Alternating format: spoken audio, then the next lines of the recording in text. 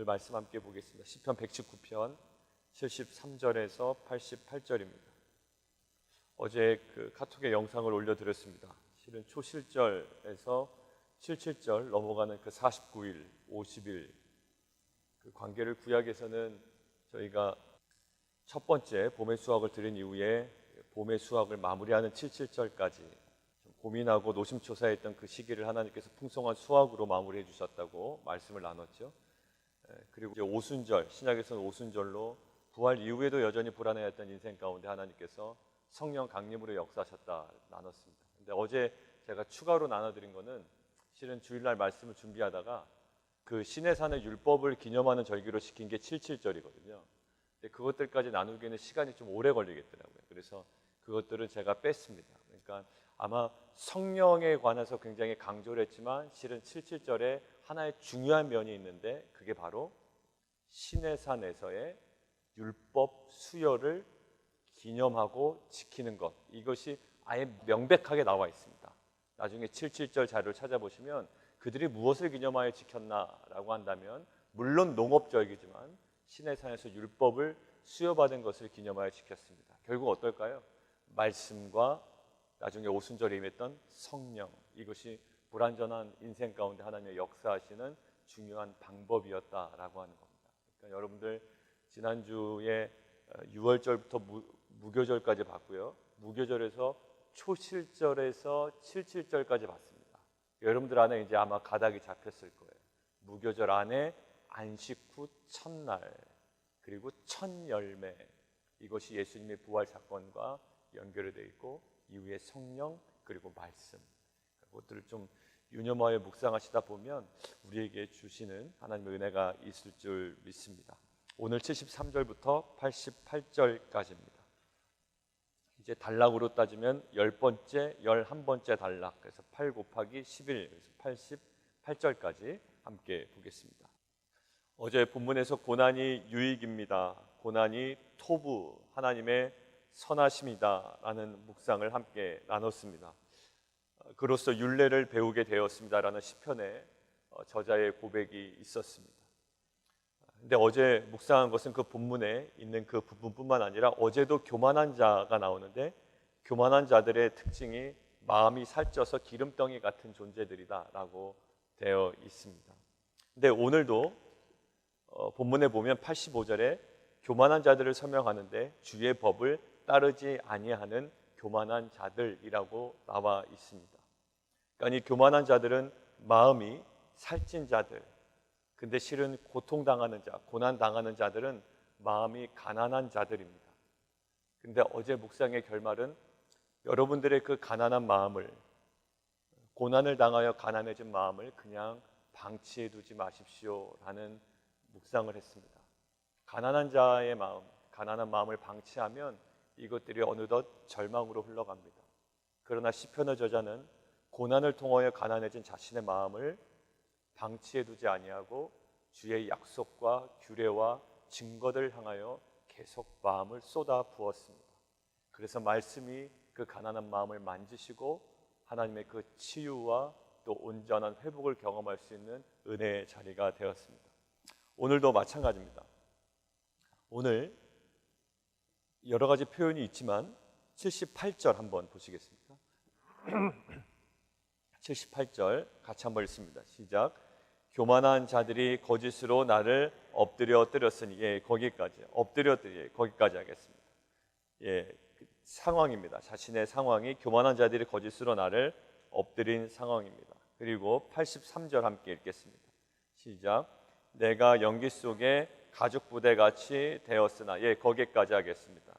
예, 연기 속에 가죽 부대 같이 되었다. 텐트 생활을 하는 자들이거든요. 그러니까 결국 그 가죽 병이죠. 가죽 부대에 음료수를 집안에 이렇게 매달아 놓습니다. 근데 집안에 연기를 피우다 보면 그 연기로 인하여 가죽이 새카맣게 변합니다. 그러니까 마음이 새카맣게 타들어가는 것과 같은 우리 한국적인 배경으로 보면, 그러니까 그러한 연기 속에 가죽 부대와 같이 굉장히 더럽혀지고 또 새카맣게 겉이 다 묻어버린, 연기로 묻어버린 그런 상황들, 자신의 면을 이렇게 표현하죠. 82절 맨 후반부에 피곤합니다 라고 되어 있습니다. 그러니까 어제와 연속적으로 고난당하고 교만한 자들의 거짓으로 또 그들의 줄로 나를 얽어매려고 하고 내가 엎드려져 있고 86절에 보면 그들이 이유 없이 나를 핍박하고 가족 부대와 같고 피곤하고 그러한 인생입니다. 근데 그러한 인생 중에 우리가 확인하고 바라봐야 될 것들이 있습니다. 첫 번째는 이것입니다. 하나님의 주권입니다. 하나님의 주권. 고난 중에 우리가 태도, 취해야 되는 태도, 또 필요한 태도, 하나님의 주권입니다. 73절 함께 읽을까요? 73절 같이 한번 읽습니다. 주의 손이 나를 만들고 세우셨사오니, 예, 거기까지만 읽겠습니다. 주의 손이 나를 만들고 세우셨습니다 라는 고백을 하고 있습니다. 만들다 라는 단어가 아수니라는 히브리어인데요, 이 아수니라는 히브리어의 그 용례는 무엇이냐면 하나님께서 천지를 창조하실 때에 하늘을 만드시고 또 땅을 만드시고 바다를 만드시고 온 천지를 만드시고 해와 달을 만드시고 심지어 어디까지 인간을 창조하신 것까지 포함하는 이 단어가 이 만들고 아수니라는 단어입니다. 근데 이 단어 천지를 만드신 하나님의 그 창조의 역사를 지금 어디에 사용하고 있습니까? 주의 손이 나를 만들었다라고 합니다. 자, 만든 것뿐만 아니라 뒤에 세우셨다라는 것은 에콘눈이라는 히브리어인데요, 이 에콘눈이라는 히브리어는 앞에 나오는 하늘과 땅과 바다와 해와 달과 별을 만드신 천지 창조와는 구별하여 이 세우셨다라는 이 단어 히브리어는 인간을 창조하시고 인간을 빚으실 때 사용하셨던 단어예요. 그러니까 결국 만들고 세우셨다라는 것은 천지 창조와 인간의 창조를 총칭하는 하나님의 그 창조의 역사인데, 하나님의 그 주권의 속에서 하나님께서 행하셨던 그 창조의 역사를 지금 어느 곳에 사용하고 있냐면 그 창조의 역사가 나의 인생, 나를 세우고 나를 만드셨다라고 합니다. 결국 무엇을 고백할까요? 이 시편의 저자는 하나님의 주권과 하나님의 창조의 사역을 인정하고 있습니다. 우리가 실은 그것을 고백하기가 쉽지가 않습니다. 왜냐하면 교만한 자들이 거짓으로 나를 엎드러뜨리고 연기 속에 가죽 부대와 같이 속이 다 타버리고 교만한 자들이 나를 해하려고 웅덩이를 파고요, 그들이 이유 없이 나를 핍박합니다. 나는 굉장히 피곤합니다. 그때 우리가 주목하는 것은 나를 괴롭히는, 또 나에게 모든 것들을 빼앗아가는 그런 상황들에 우리의 온 관심이 매몰될 수가 있거든요. 근데 시편의 저자는 그 모든 상황들을 경험하고 있지만 그가 오히려 집중하고 있는 것이 있습니다. 그가 경험하는 것과 그가 집중하는 것이 전혀 다른 지점이에요. 그가 집중하고 있는 것은 어딜까요? 하나님께서 온 천지 만물을 창조하신 것처럼 그 하나님의 주권 속에 내 인생이 창조되었다라는 하나님의 주권을 인정하고 있습니다. 그렇기 때문에 그 고통을 인내할 수 있고요, 하나님의 때를 기다릴 수가 있습니다. 요셉, 여러분들이 이야기하시죠? 요셉이 보디발 아내의 유혹을 받습니다. 그동안의 고생을 해소시킬 수 있는 유혹이라고요. 그동안에 형들에게 다 팔렸습니다. 보디발의 아내가 자신을 유혹하지만 이 보디발의 아내와 정말로 위험한 관계를 잘 유지를 하면 그가 오히려 그 애굽 땅에서 승승장구할 수 있는 조그마한 기반이 됩니다. 그러나 그는 그러한 것도 조금도 용납하지 않았습니다. 그때 고백하죠. 나는 주 앞에서 죄를 질 수 없습니다라고 하고 보디발의 아내의 유혹을 뿌리칩니다. 누구의 무엇을 인정한 걸까요? 유혹과 또 그동안 경험한 모든 고난들을 상쇄시킬 수 있는 정말 조그만 아주 매력적인 유혹이었음에도 불구하고 나는 하나님의 주권 속에 있습니다. 내가 스스로 내 상황을 바꿔가지 않겠습니다. 내가 내 스스로의 삶을 개척해 나가지 않겠습니다. 이것이 나에게 매력적인 유혹일지라도 이것들을 나는 취하지 않겠습니다라는 믿음의 고백이었죠. 그 차준희 교수님이 유튜브에 보면 이 요셉의 침묵이라는 어떤 그 짧은 영상을 올리셨어요. 그 CGN TV에서 올린 것 같은데 거기서 이렇게 나와 있습니다. 그 당시 이집트 상황에서 동족끼리 자신의 아내, 남의 아내를 취하거나 남의 아내와 그런 관계를 갖게 되면 특별히 이 요셉은 노예란 말입니다. 종이란 말이에요. 그러면 주인이 묻지도 아니하고 그것이 발각되었고 증언되었기 때문에 요셉을 그냥 죽일 수 있었다라는 겁니다. 그런데 아이러니하죠? 굉장히 특이합니다. 이 보디발은 요셉을 그럼에도 불구하고 죽이지 않습니다. 그때 차준희 교수님이 이렇게 말씀하시는 거예요. 분명히 자신의 아내를 욕보이려고 했던 증언이 있고요. 자신의 아내가 그렇게 진술을 합니다. 그렇다면 묻지도 아니하고 요셉을 그냥 죽여도 무방합니다. 누가 아무 얘기할 이유가 없어요. 그런데 이 보디발은 요셉을 죽이지 않습니다. 그 이야기는 뭘까요? 보디발은 아내를 신뢰하기보다 누구를 더 신뢰했다고요? 요셉을 더 신뢰하게 됩니다. 결국 그것 때문에 그냥 옥에 가두는 정도로 끝나는 거예요. 그런데 옥에 가두었을 때 옥에 갇히기 전에 보디발에게 요셉이 찾아가서 실은 당신의 아내가 나에게 이러이러한 유혹을 했습니다라고 항변할 수 있잖아요. 그런데 요셉은 어떠한 행동을 한다? 그러한 항변을 하지 않는다. 구차한 변명을 하지 않았다라는 거예요. 뭐예요? 하나님의 주권을 인정했다. 그 요셉의 침묵입니다. 근데 그 요셉의 침묵을 통해서 요셉은 오히려 더 고난을 당하게 돼요. 왜요? 억울한 옥살이를 하게 되거든요. 요셉의 침묵은 지금 당면한 문제를 해결해 주지 않습니다. 오히려 옥살이를 합니다. 그런데 그 옥살이가 애굽의 깊은 사람들을, 정치범들과 그 안에서 교제를 하면서 애굽의 실상들을, 애굽의 메커니즘들을 배우는 하나님의 은혜의 장소가 되었다는 거예요. 요셉의 침묵을 통하여 하나님의 그 고난 중에 역사하시는 일들을 보게 되었고, 결국 나중에 요셉이 이 애굽의 총리로 발탁되는 귀한 은혜의 현장이 되었습니다. 이 요셉의 일련의 행동, 보디발의 아내의 유혹을 물리칠 수 있었던, 그리고 보디발의 아내의 여러 가지 실상들을 낱낱이 보디발에게 드러낼 수 있었던 여러 가지 유혹 속에서도 그가 침묵하고 가만히 있었던 것은 하나님의 주권을 인정했기 때문입니다. 오늘 시편의 기자도 마찬가지예요. 주의 손이 나를 만들고 온 천지 만물을 창조하신 그 창조의 역사가 내 인생을 만드셨고 나를 세우셨기 때문에 하나님, 내가 고난당해도 나는 여전히 하나님의 주권에 있습니다. 그래서 그 사상이 75절에도 나와 있습니다. 내가 알거니와 주의 심판은 의로우시고 주께서 나를 괴롭게 하심은 성실하심 때문입니다. 주님께서 나를 괴롭게 하시고 내가 고난 중에 여전히 있습니다. 내가 괴롭습니다. 그러나 주님께서 나를 괴롭게 하신 것조차도 주님의 성실하심, 주님의 주권 속에 있습니다. 여러분들, 이러한 고백이 고난 중에 우리의 고백이 되기를 원합니다. 고난 중에 우리가 할 수 있는 것은 불평이거든요. 하나님께 불평할 수 없을 때 우리가 할 수 있는 또 다른 선택이 있습니다. 사람 불평하는 거예요. 내가 하나님 불평하기는 참 쉽지 않아. 내 신앙의 도리상. 그래서 고난 중에 하나님 불평하진 않아요. 하나님의 뜻 가운데 있습니다. 내가 이렇게 힘들어하는 것, 이렇게 모든가 일이 더딘 것, 이렇게 뭔가 일이 추진되지 않는 것, 아니면 내 자녀가 이렇게 힘든 것, 이것이 하나님의 주권 아래 있습니다. 그러면서 우리가 할 수 있는 선택이 있어요. 사람 불평합니다. 옆에 사람 불평하고, 그렇지 못한 공동체 불평하고, 그러면서 입으로는 하나님 불평하지는 않습니다. 그런데 온 마음과 정성을 다하여 사람 불평합니다. 근데 우리가 이때 집중해야 될 것, 고난 중에 하나님의 성실하심과 주권을 인정하고, 아까 나눈 것처럼 요셉의 침묵 속으로 우리가 더 깊이 들어갈 수 있는 귀한 공동체 되기를 원합니다. 그리고 두 번째는 하나님의 주권을 인정한다는 것이 어떠한 모습으로 드러날까라고 묵상을 좀 해보면 좋겠습니다. 자, 73절을 기반으로 우리가 두 가지를 다 좀 드러내려고 합니다. 73절 다시 한번 전체를 다 읽습니다. 시작.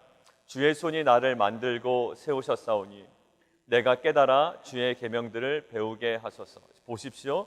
여기서 나를 만들고 세우셨습니다. 하나님의 창조의 단어들을 가지고 나의 인생을 만드신 하나님의 주권을 인정하고 있죠. 하나님의 주권을 인정하는 자가 보이는 구체적인 삶의 태도가 있습니다. 내가 깨달아 주의 계명들을 배우게 하소서. 그러고 보니까 천지 창조에 하나님께서 사용하신 방법이 있는데요. 하나님의 주권을 드러내는 하나님의 창조의 역사에 사용하신 방법이 있습니다. 뭐였죠? 오직 말씀이었습니다. 하나님의 물리적인 파워로 창조하지 아니하시고요. 하나님이 기가 막히게 세상을 창조하신 방법이 있는데 하나님의 입에서 나오는 말씀으로 창조하셨습니다. 그래서 우리에게 보여주셨어요. 창세기 1장에 분명하게 보여주셨습니다. 말씀이 능력이다라는 거예요. 혼돈과 흑암을 깨고 역사하신 하나님의 창조의 능력이 있는데 그것이 말씀이다라는 거예요. 결국 하나님의 주권을 인정하는 자들이 돌아가야 하는 자리가 어딜까요? 하나님의 말씀. 나를 세운 창조의 능력, 나의 인생을 계속 세워가시는 말씀의 능력 앞으로 나아가는 것, 이것이 하나님의 주권을 인정하는 자들의 모습인 줄 믿습니다. 그래서 오늘 본문에서도 계속적으로 나오는 것들이 내가 말씀을 잊지 않겠습니다. 내가 주의 말씀을 81절에 바라겠습니다. 내가 주님의 입의 교훈들을 내가 지키겠습니다. 이것이 하나님의 그 주권을 인정하는 자의 모습이라고 이 시편의 저자는 고백하고 또 기술하고 있습니다. 다니엘 한번 볼까요? 다니엘, 주의 율례를 어느 정도까지 지켰는가 고난 가운데. 다니엘은 4명의 왕을 섬겼던 귀한 인재입니다. 포로로 끌려갔지만 그의 어떤 독특함과 탁월함을 보고 4명의 왕의 그를 옆에다 두고 또 그를 중용하고 등용시키는 귀한 인물이 되었습니다. 그러나 그를 모함합니다. 오늘처럼 교만한 자들이, 주의 법을 따르지 아니하는 교만한 자들이 이 다니엘을 해하려고 웅덩이를 팝니다. 모함을 하고 덫을 놓습니다. 이유 없이 그를 핍박합니다. 그는 괴롭습니다. 피곤합니다. 연기 속의 가죽 부대와 같습니다. 거짓으로 그를 엎드려뜨리게 합니다. 그런데 다니엘 3장에 보면 그 다니엘이 어떠했는지 이렇게 나와 있습니다. 다니엘서 3장 한번 보실까요? 느부갓네살 왕이 사드락과 메삭과 아벳느고를 끌어오라 말합니다. 그래서 물어봅니다. 왜 내가 세운 금신상에 절하지 아니하느냐? 금신상에 절하지 않느냐? 굉장히 분노하죠. 만약에 절하지 아니하면 내가 너희를 풀무불에 던져놓겠다. 이렇게 이제 협박을 하는 거예요. 고난을 당하는 겁니다. 자, 그때 3장 16절 한번 보시겠습니다. 16절 시작.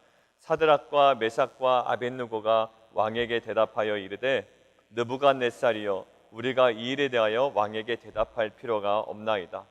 왕이여 우리가 섬기는 하나님이 계시다면 우리를 맹렬히 타는 풀무불 가운데서 능히 건져내시겠고 왕의 손에서도 건져내시리이다. 그렇게 하지 아니하실지라도 왕이여 우리가 왕의 신들을 섬기지도 아니하고 왕이 세우신 금신상에게 절하지도 아니할 줄을 아옵소서. 예. 자, 굉장히 큰 협박이거든요. 그 당시에 최고의 왕이 자기는 생사 여탈권을 가진 이 왕이 협박을 합니다. 왜 내가 세운 금신상에 절하지 아니하느냐? 절하지 아니하면 내가 풀무불에 너희를 집어넣겠다라고 할 때 다니엘이 이 고난 중에 어느 쪽을 선택합니까? 하나님의 그 주권을 선택합니다. 근데 돌아가는 지점이 어디예요? 하나님께서 허락하신 율례와 법도에 순종합니다. 결코 그럴 수 없습니다. 왜요? 당신이 마음에 들지 않아서? 그렇지 않아요. 하나님께서 명하신 것이 아니기 때문에 내가 말씀에 비추어 말씀으로 향하여 나가는 내 인생은 결코 그럴 수 없습니다. 여러분들 말씀을 묵상하는 것과 묵상한 대로 결단하는 것은 굉장히 큰 차이가 있습니다. 다니엘과 그 친구들뿐만 아니라 많은 사람들이 주의 율법을 몰랐을까요? 그런데 많은 사람들이 어느 정도의 타협을 하고 금신상에게 절했을 겁니다. 다니엘은요 유독 왕 옆에 있었기 때문에 그의 불신앙, 그러니까 왕에게 대한 그 불신앙은 눈에 보이는 거라고요. 그러니까 그에게는 더 타협할 여지가 많아야 되고 타협해야만 살 수 있습니다. 오히려 일반 백성들은 눈에 보이지 않습니다. 금신상에게 절하는지 하지 않는지. 그러나 그의 인생은 아주 주목되는 인생이었다. 그런데 다니엘은 그때 선택합니다.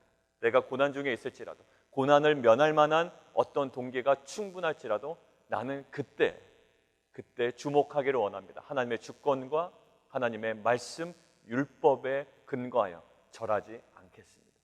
하나님께서 살려주실 겁니다. 그러나 혹 하나님께서 살려주시지 아니할지라도 결국 저는 괜찮습니다. 절대 그렇게 할 수 없습니다. 왕들의 신을 섬기지 않겠습니다. 근데 어떤 일이 벌어졌습니까? 23절 보십시오. 이 세 사람 사드락과 메삭과 아벳느고는 결박된 채 맹렬히 타는 풀무불 가운데 떨어졌습니다. 자, 그러고 나서 무슨 일이 벌어지냐면 25절 왕이 또 말하여 이르되 내가 보니 결박되지 아니한 네 사람이 불 가운데로 다니는데 상하지도 아니하였고 그 넷째의 모양은 신들의 아들과 같도다 하고 느부갓네살의 맹렬에 타는 불 아기 가까이 가서 불러 이르되 지극히 높으신 하나님의 종 사드락 메삭 아벳느고야 나와서 이리로 오라 하매 사드락과 메삭과 아벳느고가 불 가운데서 나온지라. 탄 냄새도 없었대요. 겉옷도 변하지 아니하여야 됩니다. 그래서 뭐라고 그러죠? 28절 같이 한번 읽습니다. 시작. 느부갓네살이 말하여 이르되 사드락과 메삭과 아벳느고의 하나님을 찬송할지로다. 그가 그의 천사를 보내사 자기를 의뢰하고 그의 몸을 바쳐 왕의 명령을 거역하고 그 하나님 밖에는 다른 신을 섬기지 아니하며 그에게 절하지 아니한 종들을 구원하셨도다. 29절까지요. 그러므로 내가 이제 조서를 내려놓으니 각 백성과 각 나라와 각 언어를 말하는 자가 모두 사드락과 메삭과 아벳느고의 하나님께 경솔히 말하거든 그 몸을 쪼개고 그 집을 거름터로 삼을지니 이는 이같이 사람을 구원할 다른 신이 없음이라 하더라. 왕이 드디어 사드락과 메삭과 아벳느고를 바벨론 지방에서 더욱 높이니라. 여러분들 고난 가운데 왕에게 절하면, 금신상에게 절하면 오히려 편할 것 같지 않아요? 여러분들 이러한 유혹이 우리에게 너무나도 많습니다. 근데 우리 반드시 기억해야 됩니다. 고난 가운데 우리를 살리시는 분 누구라고요? 하나님의 그 주권을 인정하고 고백하는 신앙이 되어야 됩니다. 그것이 아무리 그럴듯해도 사드락과 메삭과 아벳느고처럼 그리 아니하실지라도 나는 절대로 왕의 금신상에게 절할 수 없습니다라는 그러한 믿음의 고백, 말씀을 향한, 율례를 향한, 규례를 향한, 하나님의 증거를 향한 우리의 온 전심의 고백이 우리 가운데 고백되어지고 사라지는 은혜가 있기를 원합니다. 그런데 보세요. 오늘 고난당하는 이 시편 저자의 삶이 어떠한 식으로 연관이 되냐면 이렇게 되어 있습니다. 74절 보세요. 주를 경외하는 자들이 나를 보고 기뻐하는 것은 내가 주의 말씀을 바라는 까닭입니다. 이 고난당하는 자의 이 삶이, 시편 저자의 삶이 결국 다른 사람에게, 이 타인에게 증언이 되고 다른 사람들을 감동시키는 굉장히 중요한 은혜의 사역이 됩니다. 그리고 나중에 보세요. 79절 주를 경외하는 자들이 내게 돌아오게 하소서. 그리하시면 그들이 주의 증거들을 알겠습니다라는 거예요. 뭐 때문에? 나의 고난당하는 삶인데 고난당하는 속에서 내가 주의 말씀을 향하여 내 전심을 당하는 나의 태도를 통하여 그리고 그곳에 부어주신 하나님의 은혜를 통하여 그들이 주님을 알겠습니다. 그들이 주님께 돌아올 겁니다. 그들이 주님을 경외하게 될 겁니다. 보십시오. 그것의 실예가 오늘 다니엘서에 있습니다. 어떻게 됐죠? 그가 고난 속에서도 왕의 유혹을 뿌리칩니다. 절대로 내가 죽는 한이 있더라도 내가 당신의 금신상에게 절대로 절하지 않을 겁니다. 이거 완전 관계 깨지는 거거든요. 분노해서라도 죽일 겁니다. 그런데 이 고난 중에 주의 말씀을 향하여 돌이키는 이 다니엘의 삶을 통하여 결국 뭐라고 돼 있죠? 이 느부갓네살 왕이 이런 신이 없다. 만방에 전하라. 이 사람을 구원할 다른 신이 없음이니라. 그래서 결국 사드락과 메삭과 아벳느고를 바벨론 지방에서 더욱 높이는 은혜가 있습니다. 고난 중에 우리가 주목해야 될 것, 하나님의 주권입니다. 그 주권은 청지를 창조하신 창조사역이 내 인생을 만드시고 세우셨다라는 고백입니다. 그 고백하는 자는 하나님의 말씀을 향하여 날마다 계속 걸어갑니다. 유혹이 있죠. 예수님도 메시아의 사역이 시작될 때 유혹이 있었습니다. 그때 유혹을 이기는 방법이 무엇일까요? 사단의 유혹을 이기는 방법은 말씀을 향하여 돌아가는 겁니다. 결국 하나님의 말씀으로 사단의 유혹을 이겨내고 메시아의 사역을 시작하셨습니다. 오늘 우리가 더욱더 집중해야 될 것, 그리고 오늘부터 시작되는 여성 큐티 집회, 어제도 저희가 그것을 위해 계속적으로 기도하고 우리가 준비했습니다. 그것이 하나의 프로그램이 아닙니다. 그것이 여성들의 마음을 달래기 위한, 여성들이 낮 시간에 할 일이 없으니까 모여서 그냥 무료한 시간을 보내지, 그렇게 이해하는 사람이 아마 있을지도 모르겠습니다.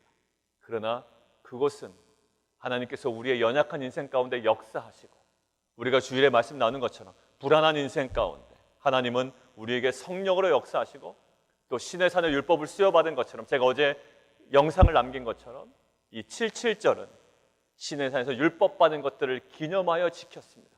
근데 말씀 받은 것을 기념하여 지켰던 77절에 오순절에 그 성령의 역사가 일어났습니다. 오늘부터 시작되는 그 여성 큐티 집회가 그 말씀과 성령으로 역사하시는 하나님의 새로운 말씀의 창조의 역사가 그 여성들의 인생 가운데, 그리고 여성들이 섬기고 있는 가정 가운데 하나님의 놀라운 계획들이 이루어지는 은혜의 자리가 될 줄 믿습니다. 함께 기도하겠습니다. 하나님, 우리의 인생은 참 진지해야 됩니다. 진지하다라는 것은 하나님, 우리의 생각과 우리의 사고와 우리의 경험과 우리의 판단으로 살아가다가는 정말 하나님 인생이 뒤죽박죽 됩니다. 내가 원하는 신앙도 아니요, 하나님께서 우리에게 걸어가라고 하신 그 길을 걸어가야 우리에게 능력이요, 그것이 은혜요, 그것이 힘이 됩니다. 하나님 말씀 앞에 우리가 온전히 엎드리기를 원합니다. 하나님 그 성령의 기름 부으심을 경험하기를 원합니다. 하나님 그 고난 중에 있는 연약한 인생이 다시금 주목해야 되는 것은 하나님의 주권입니다. 천지를 창조하셨던 그 말씀의 능력으로 내 인생을 창조하셨던 하나님의 그 창조 속에 내 인생을 다시금 맡겨드리는 겁니다. 하나님, 그러한 연약함을 고백하며 말씀 앞으로 나아가는 우리 모든 성도들과 가정 위에 하나님의 일하심을 경험하는 은혜가 있게 하여 주시옵소서. 우리 함께 기도하며 나아가도록 하겠습니다.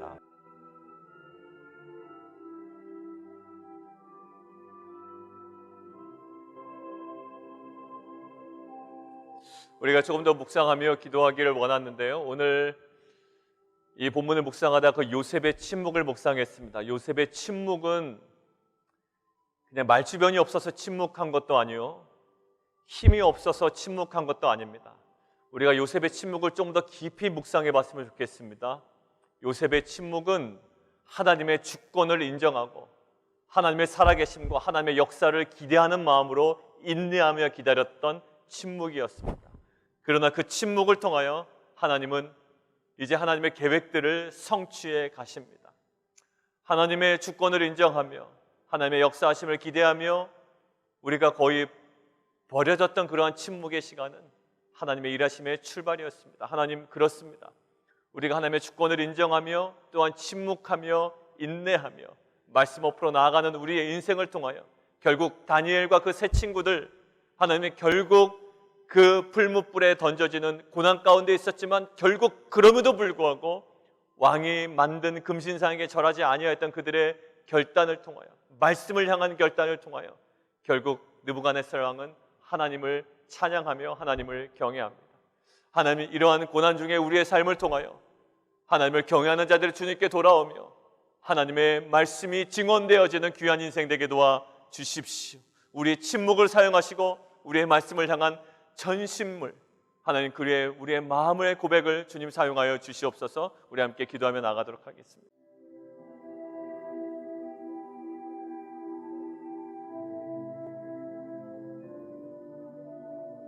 하나님, 시편 저자의 고백처럼 이제는 그의 고통이 타인에게 증언이 되고 다른 사람들을 감동시키는 귀한 삶이 되었습니다.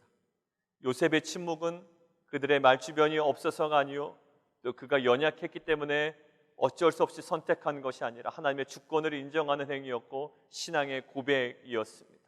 그러나 그의 침묵을 통하여 하나님의 주권과 놀라운 계획과 섭리는 그 고난의 자리 가운데 이루어졌습니다. 이것들을 신뢰하는 신앙과 공동체가 되게 도와주시고, 특별히 하나님 주님을 신뢰한다는 것이 말씀을 향하여 언약을 선택하고 그것들을 부여잡고 그 언약이 성취된 것들을 바라보는 인생임을 고백합니다. 오늘 오전에 시작되는 여성 큐티 집회가 하나님 그 말씀과 성령의 일하심을 우리 모든 여성들이 경험하고 경험한 은혜들을 가정 가운데 심겨지고 또 심겨진 은혜들이 자라나서 온갖 세대들이 와서 깃드는 천국의 비밀이 이루어지는 귀한 은혜의 성소되게 도와 주옵소서. 예수 그리스도의 이름으로 감사하며 기도합나이다.